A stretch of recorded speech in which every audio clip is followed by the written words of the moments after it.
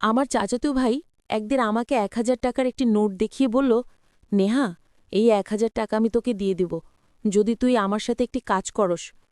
আমি বললাম, কি কাজ ভাইয়া?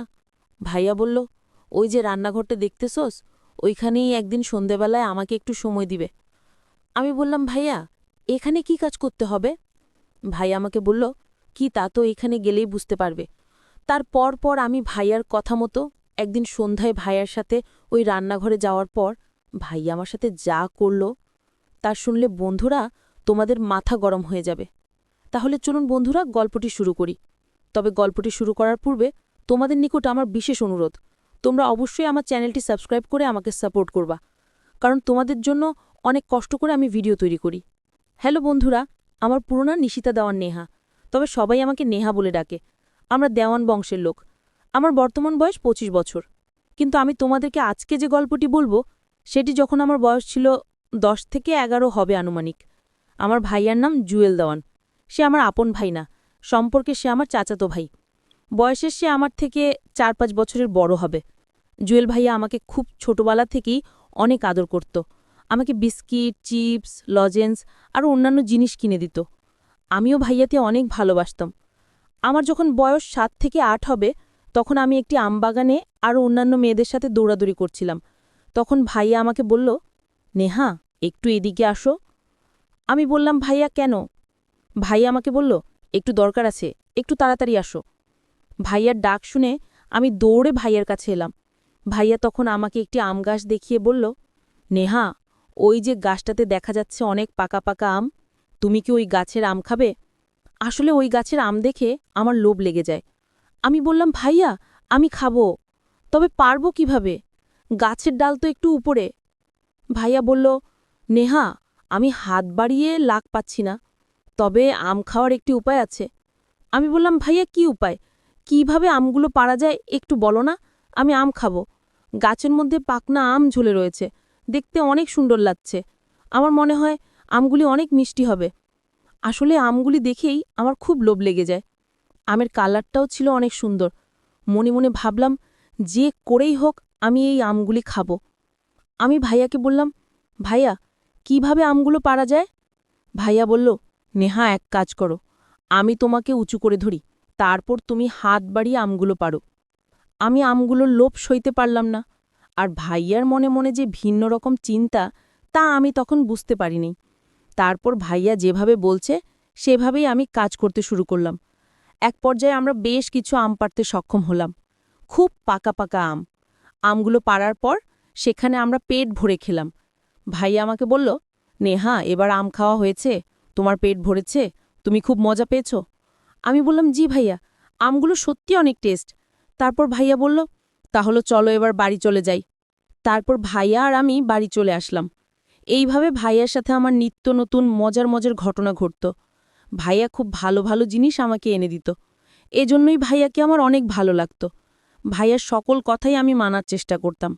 সবসময় অপেক্ষায় থাকতাম ভাইয়া কখন বাহির থেকে আসে, কারণ আমি জানি ভাইয়া বাহির থেকে আসলে অবশ্যই আমার জন্য কিছু না কিছু নিয়ে আসবে। আমার চাচাতো ভাই জুয়েলের গঞ্জে একটি মুদির দোকান ছিল। সে মূলত একজন মুদির ব্যবসায়ী ছিল। তার দোকানে নতুন নতুন কোনো প্রোডাক্ট আসলেই সে আমাকে গিফট দিত। আমি তার গিফট নিয়ে আনন্দে নাচতাম, কারণ তখন আমি খুব ছোট ছিলাম, কিছু বুঝতাম না। ভাইয়া যখন আমাকে কোনো কিছু দিত বা কোনো কিছু গিফট করত, তখন আমার দিকে অপলক দৃষ্টিতে তাকিয়ে থাকত। মাঝে মধ্যে ভাইয়াকে আমি বলতাম, ভাইয়া, তুমি আমার দিকে তাকিয়ে কি দেখো? আমার কিন্তু খুব লজ্জা লাগে, তুমি এভাবে আমার দিকে তাকিয়ে থাকবা না। ভাইয়া তখন বলে, আরে পাগলি, আমি তোর দিকে তাকিয়ে কি দেখি? না, দেখছি আমার বোনটা কত বড় হয়ে যাচ্ছে। আমার বোনের মধ্যে আস্তে আস্তে নতুন কিছুর উদয় হচ্ছে। কি সুন্দর লাগছে আমার বোনটাকে। আমার বোনটার যখন পরিপূর্ণ বয়স হবে, তখন জানি না কত হাজার লোক তার রূপের মোহে পাগল হয়ে যাবে। আমি বললাম, ভাইয়া, বেশি হয়ে যাচ্ছে কিন্তু। ভাইয়া বলল, কি বেশি হয়ে যাচ্ছে ম্যাডাম? শুনি তো একটু। আমি যা সত্য তাই তো বললাম। ভাইয়ার মুখে এই কথা শুনে আমি রাগে ভাইয়াকে কিল ঘুষি মারতে শুরু করলাম। ভাইয়া আমার এই পাগলামি দেখে বলল, আরে পাগলি, আমি তো মজা করলাম। আমি কি সত্যি সত্যি তোমাকে বলেছি নাকি? নেহা, সত্যি তুমি অনেক ভালো মেয়ে, অনেক সুন্দর কিউট একটা মেয়ে। তারপর আমি একটা মুচকি হাসি দিয়ে বললাম, ভাইরা তুমি খুব ভালো। তারপর আমি বললাম, ভাইয়া আমার জন্য আজকে মোটু পাতলু আনবে, নাইলে কিন্তু তোমাকে মায়ের দিমু। আমি বললাম, আচ্ছা ম্যাডাম, আপনার হুকুম ধার্য করা হলো। এই বলে ভাইয়া দোকানে চলে গেল। তারপর দোকান থেকে আসার সময় ভাইয়া মোটু পাতলু আরও অন্যান্য সুন্দর সুন্দর জিনিস আমার জন্য নিয়ে আসলো। আমি তো ভাইয়ার এখান থেকে জিনিস পেয়ে খুশিতে নাচতে শুরু করলাম। এইভাবে আমার ছোটবেলার দিনগুলি চলতে লাগলো। আমার আনুমানিক বয়স যখন 10 থেকে 11 বছর হবে, তখন ভাইয়া একদিন আমাকে 1000 টাকার একটি নোট দেখিয়ে বলল, নেহা, তুমি যদি একটি কথা রাখো তাহলে এই 1000 টাকা তোমাকে আমি দিয়ে দিব। আমি বললাম, ভাইয়া তোমার সব কথাই তো আমি শুনি, তারপরও বলো কি কথা শুনলে তুমি আমাকে এই 1000 টাকা দিয়ে দিবা। ভাইয়া তখন বলল, কথাটা এখানে বলা যাবে না, চলো আমরা ওই দিকটাতে চলে যাই। আমি বললাম, ঠিক আছে ভাইয়া, চলো ওই দিকে। তারপর ভাইয়া আর আমি ওই পাশে একটা ঘরের পিছনে চলে গেলাম। চলে যাওয়ার পর ভাইয়া আমার কানে ফিসফিস করে বলল, নেহা, ওই যে রান্নাঘরটা দেখা যাচ্ছে, ওই রান্নাঘরে তুমি আমার সাথে যাবা এবং সেখানে আমরা কিছুক্ষণ সময় একটি কাজ করব। যদি তুমি আমার সাথে কাজটি করতে পারো তাহলে এর বিনিময়ে তোমাকে আমি 1000 টাকা দিয়ে দিব। আমি বললাম, ভাইয়া কি কাজ? ভাইয়া বলল, সেখানে গেলেই তুমি কাজটি বুঝতে পারবে, তবে কাজটি খুব কঠিন নয়, খুব সহজ। আমি বললাম, ভাইয়া যদি কাজটি সহজ হয় তাহলে আমি রাজি আছি। এদিকে আমাদের বাড়িতে খুব একটা মানুষ নেই, আমাদের বাড়িটা সবসময় নীরবেই থাকত। আর তাছাড়া সন্ধেবেলা আমাদের বাড়ি একেবারে নীরব থাকত। তারপর ভাইয়া আমাকে বলল, কি ম্যাডাম, আমার কথায় তুমি কি রাজি আছো? ভাইয়া তোমার কথায় কি আমি রাজি না হয়ে পারি? তবে ভাইয়া সেখানে আমরা কি কাজ করব? তখন ভাইয়া বলল, আরে ম্যাডাম, ভয়ের কিছু নাই, সেখানে গেলেই তো বুঝতে পারবা। আমি বললাম, আচ্ছা ঠিক আছে ভাইয়া। তারপর সন্ধেবেলায় আমি ঘরে পড়তে বসলাম। হঠাৎ দেখি ভাইয়া জানালার পাশ দিয়ে আমাকে ইশারা দিচ্ছে। আমি ভাইয়ার ইশারা পেয়ে ভাইয়ার কাছে চলে আসলাম। ভাইয়া আমাকে নিয়ে সোজা রান্নাঘরে চলে এলো।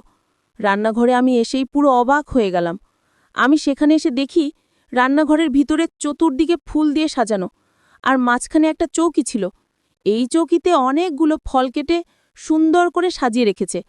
আমি বললাম, ভাইয়া এসব দিয়ে তুমি রান্নাঘরে কি করবা, আর আমি বা এখানে কি করব?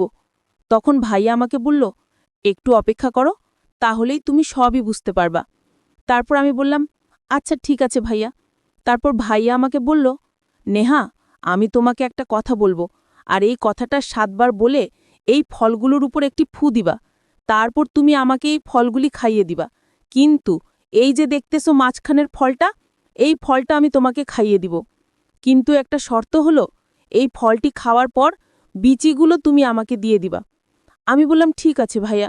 তারপর ভাইয়াকে আমি বললাম, ভাইয়া আমি যদি এইটুকু কাজ করতে পারি তাহলে তুমি কি আমাকে 1000 টাকা দিয়ে দিবা? ভাইয়া মুচকি হেসে বলল, হ্যাঁ ম্যাডাম, তুমি যদি এই কাজটুকু করতে পারো তাহলে তোমাকে আমি 1000 টাকার নোট দিয়ে দিব। আমি ভাইয়ার কথায় খুব খুশি হয়ে গেলাম। এটা তো আমার জন্য কোনো ব্যাপার না, কিন্তু আমি বুঝতে পারছিলাম না যে এই কাজটাই আমার জীবনের সবচেয়ে বড় ভুল কাজ হতে যাচ্ছে। তারপর ভাইয়ার কথা মতো আমাকে উনি একটি বাক্য শিখিয়ে দিলেন। সম্ভবত এটা কোনো ভিন্নধর্মী বাক্য হবে মনে হয়। এই বাক্যটা 7 বার পরে ফলগুলোতে ফু দিলাম। 7 বার ফু দেওয়ার পর ভাইয়াকে আমি ফলপেটের চারপাশে সবগুলো ফল খাইয়ে দিলাম, কিন্তু মাঝখানের ফলটা রেখে দিলাম। মাঝখানের ফলটা ভাইয়া আমাকে খাইয়ে দিল। তখন আমার বয়স খুব কম, কি হচ্ছে আমার সাথে কিচ্ছু আমি বুঝতে পারছি না, শুধু ভাইয়ার কথা বোকার মতো পালন করে যাচ্ছি। তারপর ভাইয়ার সমস্ত কথাই আমি মানতে শুরু করলাম। ভাইয়া আমাকে বলল, নেহা, এই ফলটি ভালো করে তুমি খাবে, কিন্তু এর বিচিগুলো এই প্লেটে রাখবে। বিচিগুলো এই প্লেটটাতে রাখার পরপরই তোমার কাজ শেষ। আমি বললাম, ভাইয়া এটা তো খুব সহজ কাজ, আর এটা আমি খুব সহজেই করতে পারবো, আর এটার জন্য তোমাকে এত কিছু করার প্রয়োজন কি? তখন ভাইয়া একটা মুচকি হেসে বলল, নেহা, আগে কাজ শেষ হোক, তারপর তোমাকে বলছি। আমি বললাম, আচ্ছা ঠিক আছে ভাইয়া। আমি ফলগুলো খাওয়ার পর এর বিচিগুলো একটা প্লেটে রাখলাম। তারপর ভাইয়া আমাকে কি যেন বলে আমার দিকে লক্ষ্য করে একটি লম্বা ফু দিল। ফু দিয়ে আমাকে বলল, নেহা এবার তুমি যাও, তোমার কাজ শেষ। 1000 টাকা তিনি আমার হাতে ধরিয়ে দিয়ে বলল, এই নাও, তোমার কাজের বিনিময়ে এবার তুমি চলে যাও, কাল কথা হবে, এখন অনেক দেরি হয়ে যাচ্ছে নেহা, লক্ষ্মী মেয়ের মতো এবার বাসায় চলে যাও। আমি ভাইয়ার কথায় বাসায় চলে আসলাম। এসে আমি খাওয়া দাওয়া করে ঘুমিয়ে পড়লাম, কিন্তু সকালে ঘুম থেকে উঠতেই আমার মধ্যে এক আমূল পরিবর্তন লক্ষ্য করা গেল। যেদিকে তাকাই আমি শুধু ভাইয়াকে দেখতে পাই। মনে হচ্ছে ভাইয়া আমাকে ডাকছে। মনে মনে আমি ভাবলাম, আমার কি হয়ে গেল, কেন এমন হলো? তবে কি ভাইয়া আমার সাথে প্যারানর্মাল জাতীয় কিছু পড়ে ফেলেছে? আমার কাছে যেন মনে হলো আজকেও আমি সন্ধ্যার সময় রান্নাঘরে যেতে হবে। রান্নাঘর যেন আমাকে টানছে। সন্ধ্যা হতেই আমি চুপি চুপি রান্নাঘরে চলে গেলাম। গিয়ে দেখি ভাই আমার জন্য বসে আছে, অপেক্ষা করছে। আমি যেতেই ভাইরা আমার সাথে তখন এক অন্যরকম আচরণ করা শুরু করল, যে আমি তোমাদেরকে মুখের ভাষায় বলতে পারবো না। খুব বাজে আচরণ। ভাইয়ার আচরণ দেখে আমি তো পুরাই অবাক। কিন্তু ভাইয়া আমার সাথে এত খারাপ ব্যবহার করবে তা আমি কখনো কল্পনাও করি নাই। ভাই আমার সাথে এত কিছু করতেছে, তাও আমি কিছু বলার সাহস পাচ্ছি না। আমি যেন অন্যরকম হয়ে গেছিলাম। আমি তার হুকুমের